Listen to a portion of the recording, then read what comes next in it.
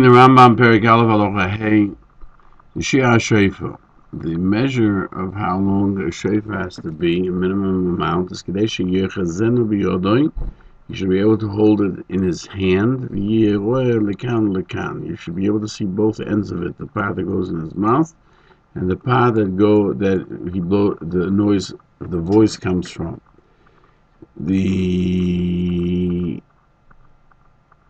It's Rosh Hashanah 27b, and Rabbeinu Manoach, the guest of Mishnah, write that it means a wide tefach,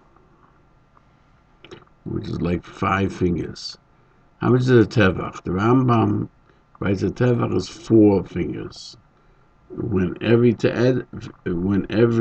finger is the size of a thumb. The Torah writes that in a small hand you measure 6 fingers, and what you see from it from one side to the other completes the tefach, and that's what the Gemara means in Nido 26a, that a shiur, the measure of a shofar, is a tefach. Another aspect of it, the Torah says, you don't measure according to the one who's blowing, because it could be maybe somebody has big hands, or it has to be a very large shofar, more so for a larger person, but rather we go with a medium size. And according to this, the tefach does not have to be wider like a mitzvah geis. Even a tefach exactly would be enough. The Ritz geis is the opinion that you need a tefach that's wider, because of what the Gemara says, it has to be seen from each side. And if it's exactly 4 fingers, there's nothing to be seen. And that's also the opinion of Rabbeinu Hananel. You need to have a wider tefach. We should point out that according to the Ritva, a person with a large hand, he should have a shofar that should be seen from both sides. Not like the Torah says that even if it's if as long as it would be normal for a regular person, even if it cannot be seen, it would be fine. The Milchus questions why the Torah has a question when it's exactly a tefach. Every shiur of a tefach were stringent, and he should have required a larger tefach. The answer is in the Brocha that were machmir only of those measures that are tefach and an amor. The shofar is not measured according to the tefach. It says you should have to be able to hold it, and it should be visible, protruding from both sides. And even though the Gemara writes that in actuality this size is a tefach, it's not because of the sizes of tefach, it's because that's what it comes out to be. But the measure is the hand's visibility. That's the reason why the Rambam doesn't write the measures of tefach, but he rather states that the measure is so it should be seen while it's held from each end. And it would seem that that's the logic according to the Torah. But why you don't need to have a wider tefach. It's enough exact tefach, and not like Rabbeinu Manoach, Rabbeinu Hananel, because of Mishnah. There are other earlier commentaries who are of the opinion that you need a wider tefach. Hananel and Nido. Kolboy, he took together his words from the tshuvas, the answers that were given by the early commentaries regarding shofar. The early commentaries disagree whether the measure of a tefach or a shofar is min HaTorah or it's min Rabbanan. Rosh explains it's only rabbinical, so people shouldn't say he's using his hand as a shofar. But Tosfos writes that the Gemara in Nido is talking about measures of Torah, not rabbinical. From Rashi, it would seem that the shiur is from the Torah, because it says that if you blow the shofar of an irayidachas, you do not fulfill your obligation, because a shofar needs a measure of a tefach. The Bia Halacha explains that the Rosh admits that you need to have a shiur of anything at all in the Torah. Therefore, a shofar of an irayidachas is invalidated because it doesn't have any measure. Because anything that's has to be burnt as if it's already burnt. And in the Bir Halacha, he explains that most of the Rishonim are of the opinion that you measure according to a normal person, average person's hand. Therefore, even if someone has a large hand, then the shofar will not be seen if he's holding it. You can blow with it. Nizdi la'orkoi posel. Now here we come to where the shofar split. If it's split along its length, then it is posel. That's the din in the Mishnah, Rosh Hashanah 27b. And the Maggid Mishnah says that we're talking about when either the entirety was split or the majority.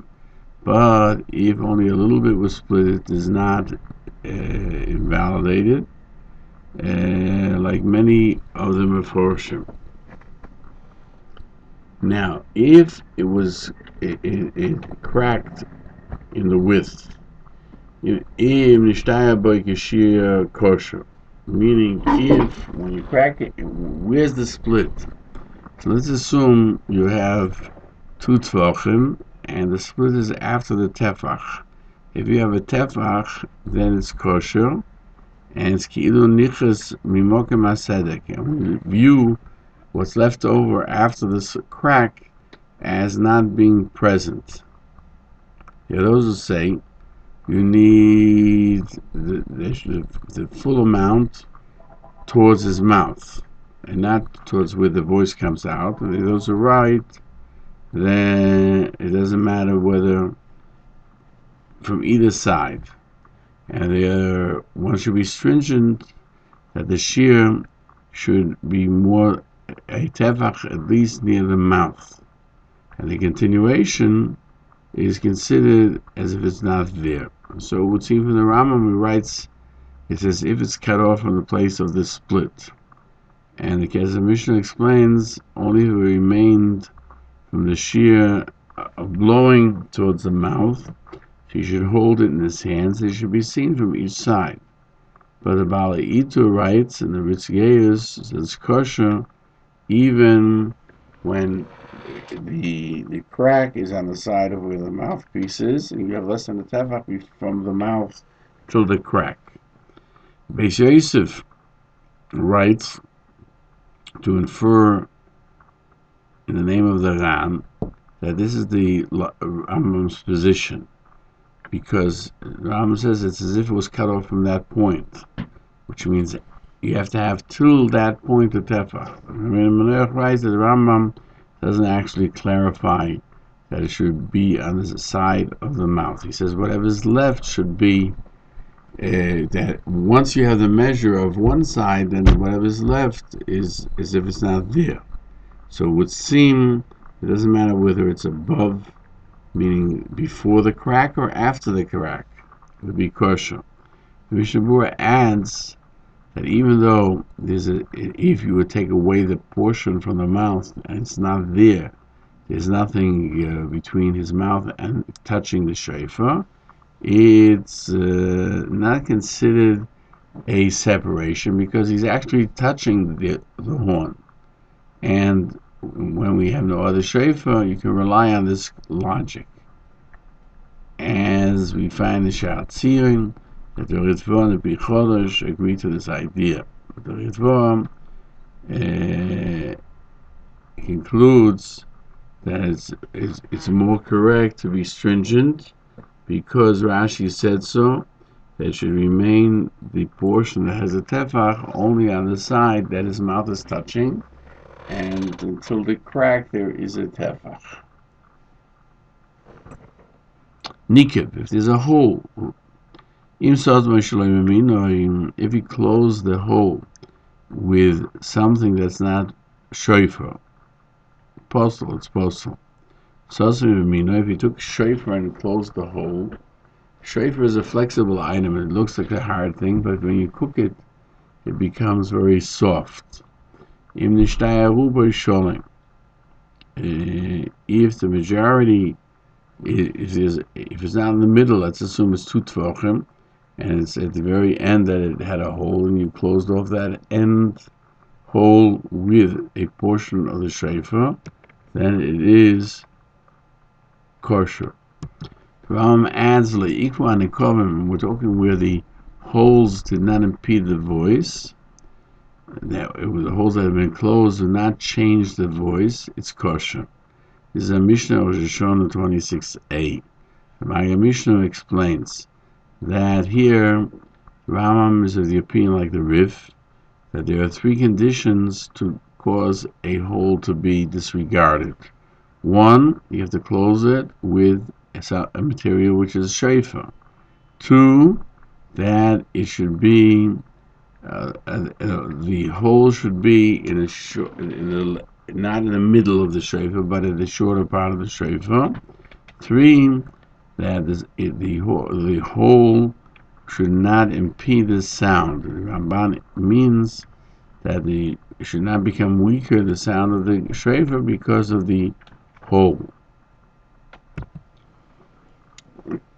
And it does not impede the holes that is kosher.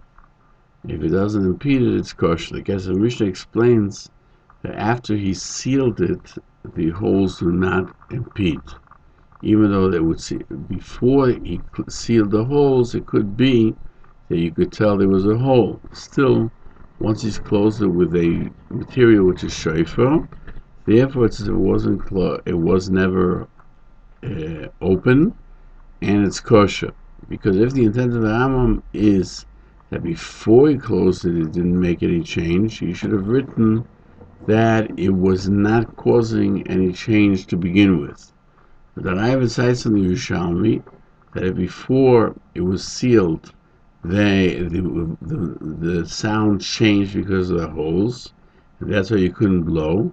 Even if you will seal it with the shofar, with shofar material, it would be possible, because it's not only the voice of a shofar, but also the voice of what you have sealed. If he didn't seal it, and the voice was, if he had not sealed it according to the Ravid, and it changed the voice, it's still kosher, because every voice is kosher by a shofar. And so the Torah cites the name of the Rosh. The Rambam doesn't mention this law that all the voices are kosher by shofar, and therefore, if the noise was disturbed and he didn't seal it, it's kosher. He doesn't mention that. The Maggid Mishnah says that's because the Rif didn't mention it, therefore the Rambam doesn't mention it. The third condition of the Rambam, here the Ri from the Bali Tosis disagrees of the opinion, even if the voice of the shofar did not come back to what it was to begin with, it's still kosher. Even if he sealed it with something which was not shofar, and it changed back to its original sound, it's kosher, as long as the hole was not the majority of the shofar. The hole was not so large that it was the majority of the shofar. The Halacha, the Shulchan Aruch writes in Siman 586 that a hole without sealing without being sealed is kosher, even though the voice changed. If you close it with something that's not shofar, it validates the shofar, even though the voice is now the same, and even if the majority of the shofar is there. If you closed it with shofar, then it's kosher on condition that the majority remains, and the holes did not impede the sound of the shofar, went back to the way it was before. If one of these three conditions, it has to be close to the shofar, and the majority of the shofar is there, and the voice went back to its original state, it's possible. It's not valid. In the times of stress where you have nothing else that you can use, you can be lenient if one of the three of items is missing, meaning the voice may not have come back totally, or he didn't use a shofar to seal it. As long as two of the conditions are adhered to. While the horn is attached to the animal, what happens is the bone extrudes from the head and goes into the horn, and to take off the horn, you have to take out the bone to use it as a shofar. The Rambam cites if you didn't take out the bone from the horn, you just made a hole in it. If you made a hole even in the bony part as opposed to the horny part, because because the bone is considered part of the animal, and therefore it does not upset the laws of the shofar. Now, as far as saying, well, now we have one shofar within the shofar, that's not the case, because the bone is part of the shofar. Tells us that. What happens if he glued shivrei shofars, parts of the shofars together, till he has one full shofar? It's possible, it's invalid. This is Rosh Hashanah 27a. Rabbi Menach explains that even if he took many pieces of shofar, or like if you took a shofar and cut it up into 7 pieces and attached them together, and there's no tefach in either of them, he put them together till he has a tefach, it's possible, because one shofar the Torah said, and not 2 or 3 of them. We see from the Rambam that till he made it 1, meaning the measure of 1. And even if it would have a measure without the extra portion, and he completes the smaller portion with a little bit, it's possible, because there's no tefach of a shofar. Because the Mishnah adds that if there's in one section a tefach, even though you add more to it to make it longer, then it's the same as if it would be split to its length, and it's kosher. There are those who say it's possible. The Shulchan Aruch adds that when you glue for sections, it's possible, even if in one section that's by his mouth there is a shiur shofar. It's different when it's split or cracked, or when it's attached with glue. The Mishnah Berurah explains the reasoning. There's also one shofar, not 2 shofars. The Balach questions if it's the case, why when it's split, if there's a tefach to begin with, and we consider it one shofar, even though the rest is extra. He explains that when it's split, it was at one time 1 shofar, and therefore it's 1 item now, even though it's split. But when you put pieces together, they're not one unit. It's possible because that's considered having 2 separate items put together, and that's why you can't use it, because it's 2 or 3 shofars.